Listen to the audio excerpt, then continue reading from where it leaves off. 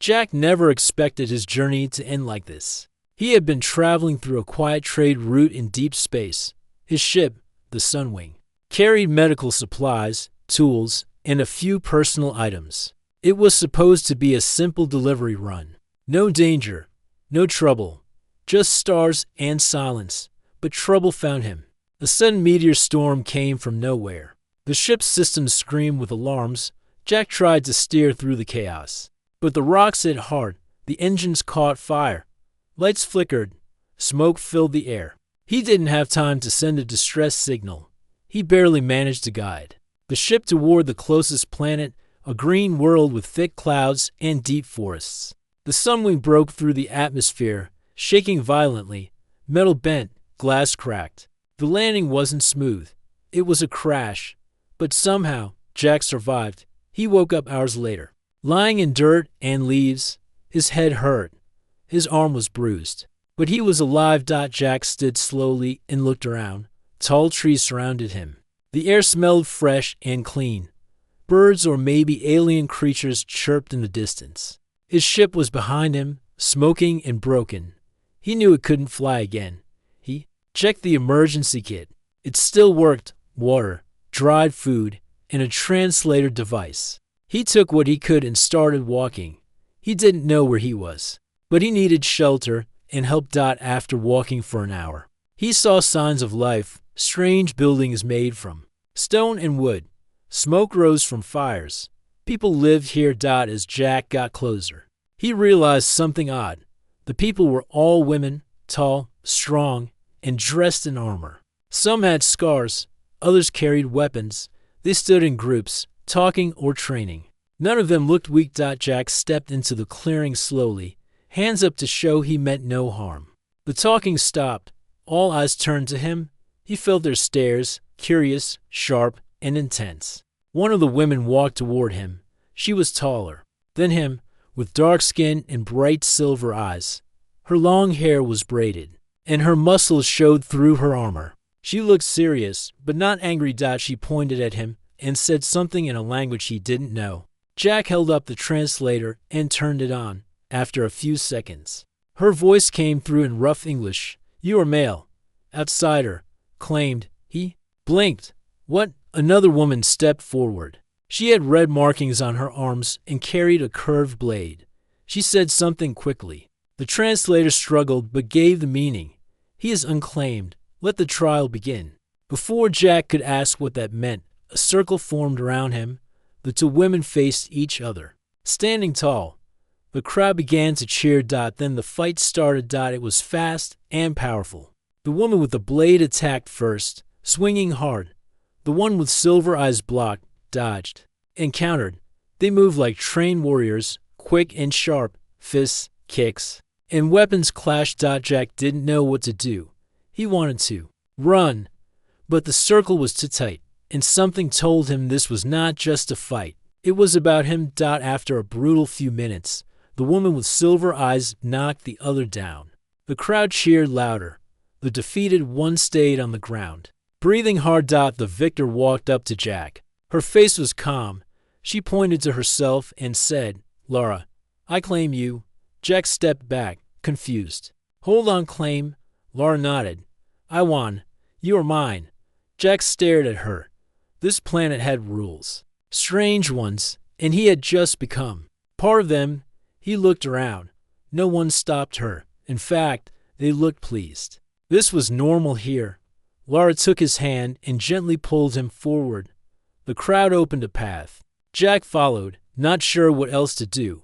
He needed answers.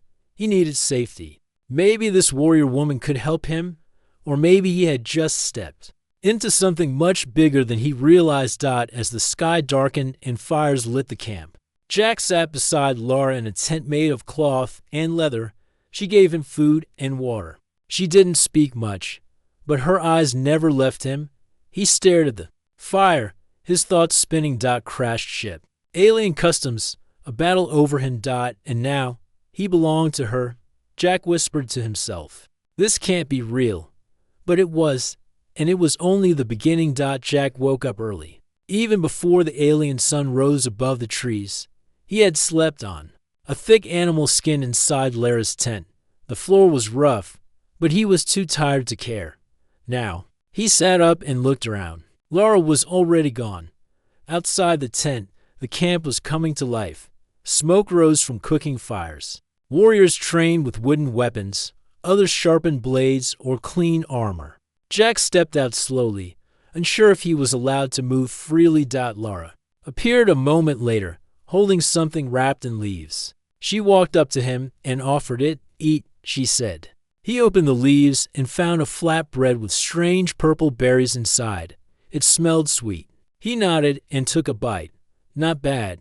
Thank you," he said. Lara watched him closely. She didn't smile, but she seemed calm. She pointed to her chest and said again, "Lara." Jack nodded. "I remember. I'm Jack." Lara frowned. "You close enough," he said with a small smile. She pointed at him, then at herself, then placed a hand over her chest. "Mine." Jack's smile faded. "Yeah, about that." He took out his translator and tried to explain. "In my world, people choose. They fall in love, talk, spend time together. They don't fight over someone like a prize." Lara listened, but didn't seem to understand the meaning. She only heard, "Not want." She stood straight, her face serious. "I protect. I win. I keep." Jack rubbed his forehead. "This is going to be harder than I thought." The next few days were strange. Jack was treated well, but he felt like a guest who couldn't leave. Lara made sure he had food, clothes, and a place to sleep, but she also kept others away from him. Anytime a warrior came too close, she stood between them. Some of the women gave him curious looks, others whispered and laughed. A few looked annoyed, probably the ones who wanted to challenge Lara again. Jack wasn't sure if he should feel flattered or worried. He spent his time walking around the camp, watching the people and learning their ways. They were strong and disciplined. They believed power came from fighting, and battles decided everything: who led, who ruled, and even who got to choose a partner. Jack didn't fit in, but he also saw something else. The women here weren't cruel. They were proud. They had honor. They trained young ones, helped each other, and respected their leaders. It was a different world, but not a heartless one. One evening, as the sky turned orange, Lara returned from training. She sat beside Jack and handed him a carved wooden pendant. It was shaped like a leaf, smooth and simple. "Gift," she said. Jack took it, surprised. "For me?" Lara nodded. "You'd strange. Small, soft, but brave." He chuckled. "Thanks. I think." She looked into his eyes. "You ran from battle. Why?" Jack sighed. "Because I'm not a thing to be won. I wanted to be treated like a person, not a prize." Lara didn't speak for a moment. Then she asked softly, "You're not like me?" Jack looked at her. For the first time, she seemed unsure. "Not the warrior, not the fighter, just a person." "I don't dislike you," he said. "You saved me. You gave me food and safety. I just want to choose for myself, like you do." Lara nodded slowly. Maybe she didn't understand everything, but she heard the honesty in his voice. That night, Jack sat near the fire, thinking. He had tried to fix a small broken glider he found behind the storage hut. It was old and rusty, but maybe it could fly. He didn't know where he'd go, but staying here forever wasn't his plan. Still, part of him wondered about Lara. Was she just a strong warrior or something more? Early the next morning, Jack slipped out of the tent with tools in hand. He worked on the glider quietly, hiding behind trees. He fixed wires, patched the wings, and checked the controls. It was a slow process, but he had hope. He had no idea that someone was watching. From behind a rock, Lara stood with her arms crossed, silent and still. Jack didn't know it yet, but she had seen everything. Jack kept working on the glider for the next few days. He stayed quiet, moved carefully, and tried not to draw attention. The camp was busy, so no one really noticed him slipping away early in the morning or returning late in the evening. At least, that's what he thought. What Jack didn't know was that Lara had been watching him every time. She never stopped him. She didn't say a word about it either. She just stood at a distance, silent as a shadow. Arms crossed, her silver eyes followed his every move. She looked calm on the outside, but inside, she felt something she didn't understand. Why was he trying to leave? She had protected him, fed him, even given him a symbol from her people. The pendant meant trust. She had done everything right according to her world. And yet, Jack still looked at her like a cage. One night, as Jack sat near the fire sharpening a metal piece from the glider, Laura finally walked up and sat beside him. "You fix machine," she said. Jack froze, his hands still. "Yeah," he replied slowly. I need to leave." Laura looked at him. "You not happy here?"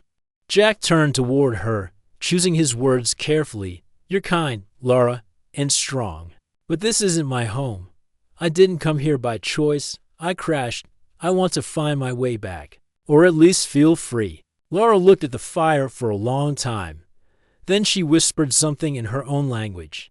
The translator struggled but gave the word, "Choice." "Yes," Jack said quickly. "That's it, choice. It matters to me." Laura nodded, though she didn't look happy. She stood up without saying more and walked into the darkness. The next morning, everything seemed normal. The camp was busy again. Warriors trained. Hunters left for the forest. Jack continued fixing the glider, and by the afternoon, it was almost ready. He took a deep breath and climbed into the seat. The glider hummed to life. Old engines coughed but held together. It was now or never. As Jack started to move forward, a loud voice stopped him. "You run again." Jack looked back. Laura stood there, alone. She didn't shout. She didn't draw her weapon. She just looked sad. "I have to," Jack said. "I don't belong here." Laura walked closer. "You scared of me?" Jack shook his head. "No, I'm scared of being something I'm not. I want to choose who I am, where I go, and who I care about." Laura said nothing. She stepped back, giving him space. Jack looked at her one more time. Then he pushed the lever, and the glider lifted into the air. He didn't get far. Just a few miles away, the engine sputtered. Smoke burst from the side. Jack tried to keep it steady, but the glider dove down fast. He crashed through trees and landed near a different village. He groaned and pulled himself out of the wreck. Bruised again, but alive. Before he could take a breath, he heard footsteps. 5 tall women appeared, wearing different markings and armor. They had strong eyes and sharper weapons. Jack raised his hands. "I'm not here to fight," the leader, a tall woman with dark blue skin and gold markings, stepped forward. "You are male. You belong to no one." Jack backed away. "No. Wait," but it was too late. The women began to argue with each other. One of them shouted, "Trial! Trial!" Jack closed his eyes. "Not this again." They pulled him into the village, where more warriors gathered. Within minutes, a circle formed. 2 women stepped inside and prepared to fight. The rules here were the same. Jack was now a prize. He wanted to scream, but before the battle could begin, a new voice cut through the noise. "Stop." Everyone turned. Laura stood at the edge of the crowd. Her armor was dusty, her hair messy, but her eyes burned with fire. She had followed Jack's smoke trail again. "He is not a prize," she said clearly. "He is not yours." The crowd moved aside as she walked toward Jack. The 2 fighters raised their weapons, ready to face her. But Jack stepped between them and Laura. He looked around and shouted, "I choose her." Silence fell. The crowd stared, confused. Jack grabbed Lara's hand. "I'm tired of running. I don't belong to anyone. But if I stay, it's because I choose to." Laura looked at him, surprised. And for the first time, she smiled. The village was silent after Jack's words. He stood in the middle of the warriors, holding Lara's hand tightly. He had spoken loud and clear, "I choose her." And somehow, those simple words carried more weight than any battle. The 2 women, who were about to fight, slowly stepped back. The one with the golden markings looked at Jack, then at Laura. She lowered her weapon and said something to the others. The translator caught only part of it. "He chooses, not taken." The crowd began to murmur. Some looked confused, others looked surprised. They had never seen this happen before. on this planet. The rules were old and strong, but now those rules had been challenged by a single human voice. Laura looked at Jack, her silver eyes shining. She didn't say anything, but her hand stayed in his. The chief of the village, a tall woman with armor made of polished bones, stepped forward. She studied Jack carefully. "You choose," she said slowly, using the translator device. "But you are not from this world. Your ways are not ours." Jack nodded. "That's true, but I didn't ask to come here. I crashed, I survived, and I tried to understand your people. I never wanted to be a prize. I want to be a person." The chief didn't speak for a moment. Then she gave a short nod. "You may leave, but she stays." Jack looked at Laura. "Do you want to come with me?" Laura didn't look at the chief. She didn't look at the others. She only looked at Jack and said, "Yes." Gasps came from the crowd. Some of the women looked angry. Others looked shocked. But Laura stepped forward, still holding Jack's hand. "Then we go," Jack said. The chief raised her hand. "She is warrior.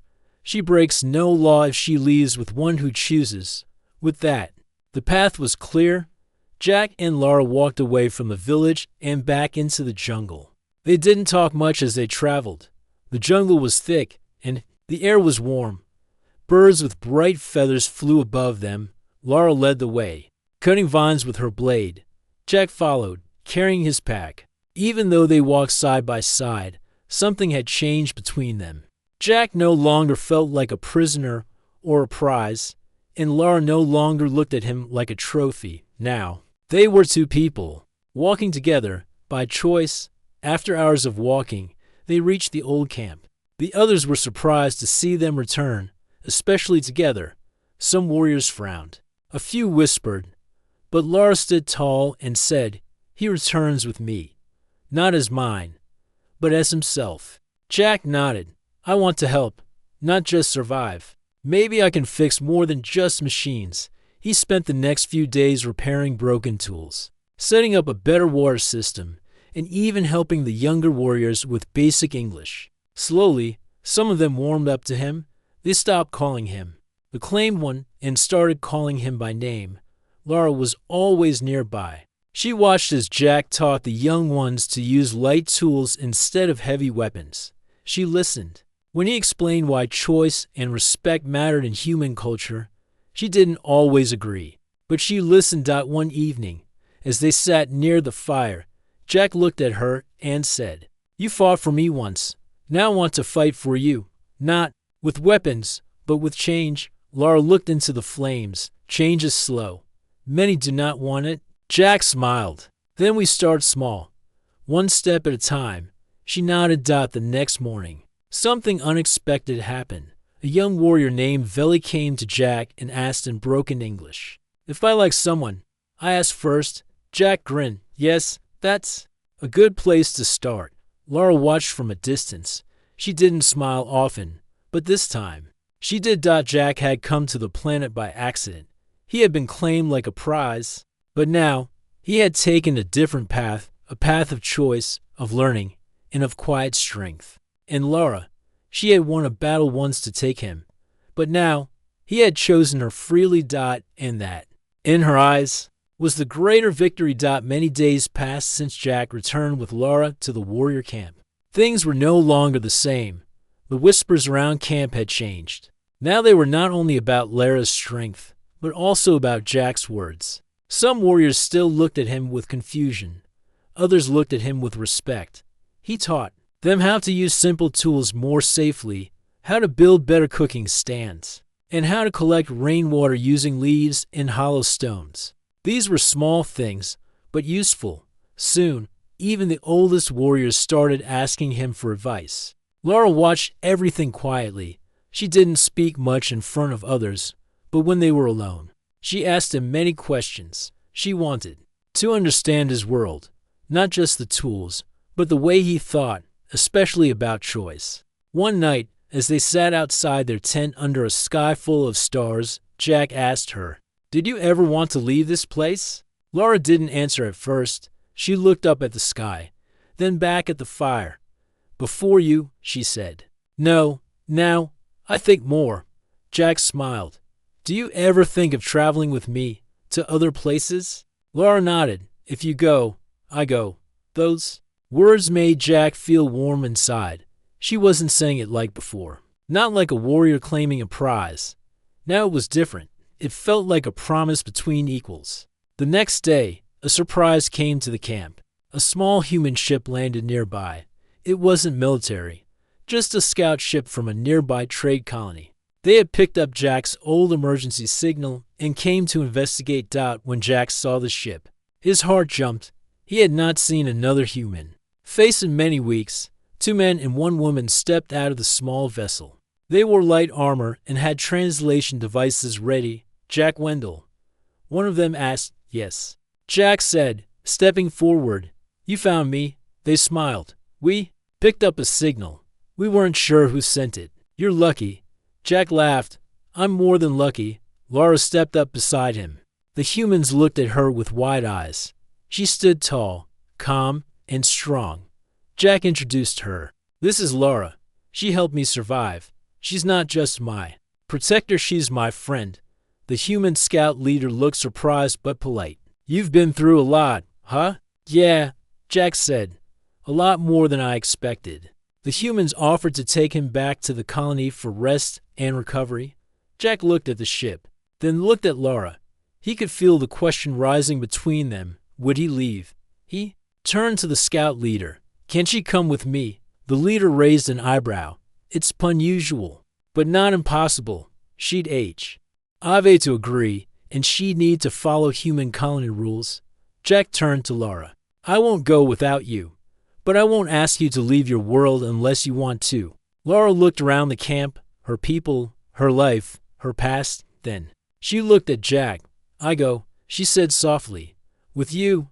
Some of the warriors nearby heard her. One of them stepped forward. Veli, the young warrior who once asked Jack about choice. She leaves with him, Veli said. Not as prize, as partner. There was silence, then a few nods. No arguments. Change was slow, but it had begun. Jack packed only a few things. Laura carried her weapon and the carved pendant she had once given him. Together, they stepped into the human ship. The scouts gave Laura a seat near a window. As the engine started, she looked out and whispered, First, time and sky. Jack smiled. You love it. As the ship lifted, the trees below grew smaller. The camp became just a dot in the green. Laura reached for Jack's hand. He held it tightly. They didn't know what would come next. New planets, new people, new rules. But they would face it together, because in a world where strength once ruled everything, a simple choice had changed everything. And Jack knew this was only the beginning of their journey. The human colony was located on a peaceful moon, called Lyra 5. It was not large, but it had clean streets, modern buildings, and a mix of people from different planets. When the ship landed, Jack and Laura stepped out together.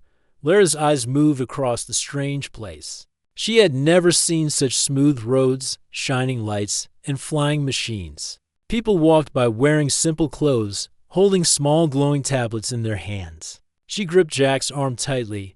It's okay, Jack said softly. You're safe here. Laura nodded. But her body stayed tense. A few people stopped and stared at her. Her tall frame, warrior build, and tribal armor made her look very different from everyone else. Whispers followed them, but no one said anything out loud. They were taken to a building near the center of the colony. Inside, an officer met them and offered chairs. Jack explained everything: his crash, the planet, the warrior culture, and how Laura helped him survive. The officer listened carefully. We've heard stories about that planet, but no one had made contact before. You're the first. Jack looked at Laura. She gave me more than survival. She respected me when it mattered most. The officer looked at Laura and asked, Do you understand our world is different? Laura answered calmly, Yes, here, choice is spoken, not fought for. The officer gave her a nod. Then you're welcome to stay, but you need to learn our ways. Laura agreed. They were given a small living space, simple but comfortable. Jack showed her how to use a door screen, water tap, and light switch. She watched each thing with wide eyes. "Your world is strange," she said one night. "It used to be strange for me too," Jack replied with a smile. The next few days were filled with learning. Laura joined language classes and watched humans talk without raising their voices. She learned how to use machines without hitting them. She even made a few new friends, especially a nurse named Mira, who helped her understand human body language and emotions. Laura also joined training sessions. At the colony gym, the trainers were shocked by her skills. She could lift more, move faster, and fight with more control than anyone they had seen. People started to respect her, not because she won a fight, but because she listened and learned. One afternoon, as Jack walked back to their room, he saw Laura sitting in the garden with two children. She was showing them how to balance small sticks like swords, but gently. The children laughed as she helped them. Jack smiled. This was a side of her the old world never saw. Later that evening, they sat on a bench under the stars. Laura looked up and said, "This place is soft, but not weak." Jack nodded. "Soft doesn't mean weak. It just means peaceful." Laura turned to him. "Do you miss your old home?" Jack looked at her and said, "Not really." "Because you're here?" Her expression softened. For a long moment, they didn't speak. The night was quiet. The stars above seemed brighter. But peace didn't mean life was easy. Some people in the colony still didn't accept Laura. They saw her as dangerous or strange. Rumors began to spread about her past, about the way she came here, and about the customs of her planet. Jack heard some of them. He tried to ignore them at first. But one day, when someone at the market called her the jungle fighter and told her to go back, he couldn't stay silent. "She has more honor than you'll ever understand," Jack said to the man. "She didn't choose to come here for power. She came here to learn, and she's done nothing wrong." Laura stepped in and held Jack's hand. "I don't fight this time," she said calmly. "I speak." The man walked away without saying more. Jack looked at her. "You didn't hit him?" Laura nodded. "I wanted to. But you taught me words can be strong too." They both laughed quietly. Later that night, Laura took out the wooden pendant she once gave him and placed it on the table. "This was for claiming," she said. "Now it is for memory." Jack picked it up and held it tightly. "We didn't meet like others do. But what we have, it's real." Laura leaned her head on his shoulder. "And chosen." The moon above glowed white over the colony. Inside that quiet home, two people from different worlds sat together, not by force, not by tradition, but by choice. And even though the galaxy was large, and their journey had just begun, they knew they had already won something rare. Each other. Months passed since Jack and Laura started their new life on the human colony. The days were filled with learning, building, and quiet changes.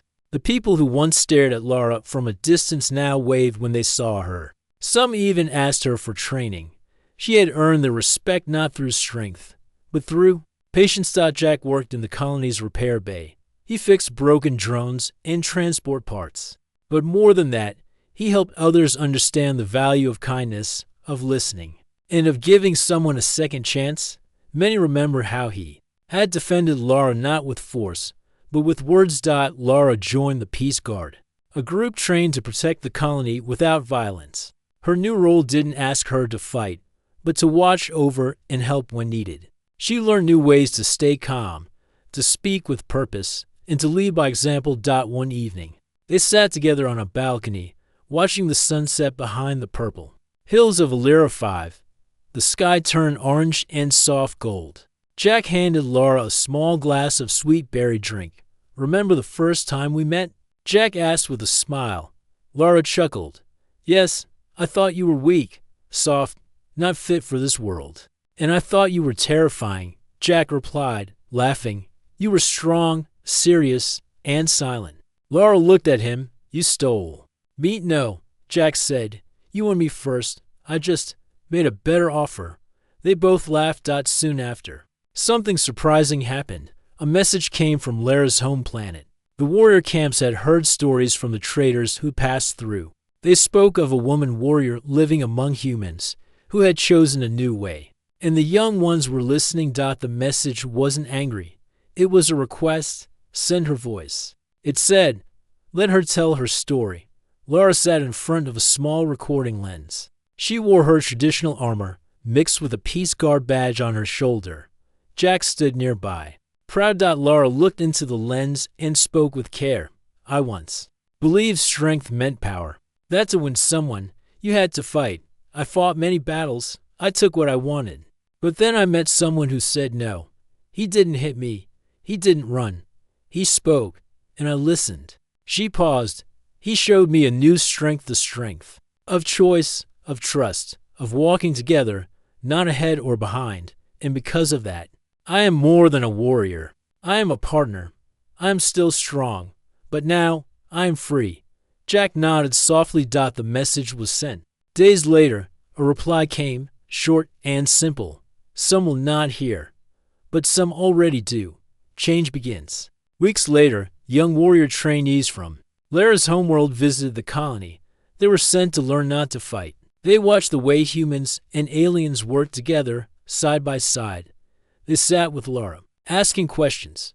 One of them, a girl named Syra, said, I used to dream of winning battles. Now, I dream of choosing someone and being chosen to. Lara smiled. Then you are already strong. Jack and Lara built a small training space just outside the colony walls. It wasn't for fighting, but for learning about peace, about teamwork, and about understanding between different worlds. On the day of the opening, many gathered. Humans, aliens, and even the scout crew who first found Jack. They stood in a circle as Lara raised a flag made of two symbols, hers and Jack's, tied together. Jack stepped forward and spoke. We come from different worlds, different rules, different dreams. But today, we stand here because someone believed that strength can be gentle, and that love can be chosen. I didn't ask to crash on her world, but now, I'm thankful I did.